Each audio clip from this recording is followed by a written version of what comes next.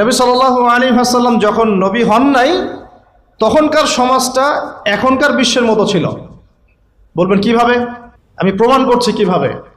নবী সাল্লাল্লাহু আলাইহি ওয়াসাল্লাম যে যুগে নবী হন নাই, এখনও নবী হন নাই, যেটাকে আমরা বলি, কটাক্ষ করে বলি মধ্যযুগ, বা আমরা অনেক সময় অপমান করে বলি আইয়ামে জাহেলিয়া। শব্দগুলো শুনেছেন তো আপনারা?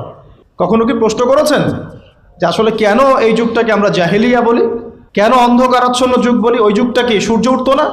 ওই যুগে কি সূর্য উঠতো না? তাহলে কেন অন্ধকারাচ্ছন্ন যুগ বলি? এক, ওই যুগের মানুষ আল্লাহ পাকের তাওহীদ, একত্ববাদ এর সাথে শিরককে মিশ্রিত করেছিল। এক নাম্বার। তাহলে এক নাম্বার কারণ কি? ওই যুগের মানুষ আল্লাহ পাকের তাওহীদের সাথে শিরককে মিক্স আপ করেছিল। মনে করবেন না যে তারা আল্লাহকে বিশ্বাস করতো না, এটা ভুল ধারণা। তারা সবাই আল্লাহকে বিশ্বাস করত, গুটি কয়েক মানুষ ছাড়া। এমনকি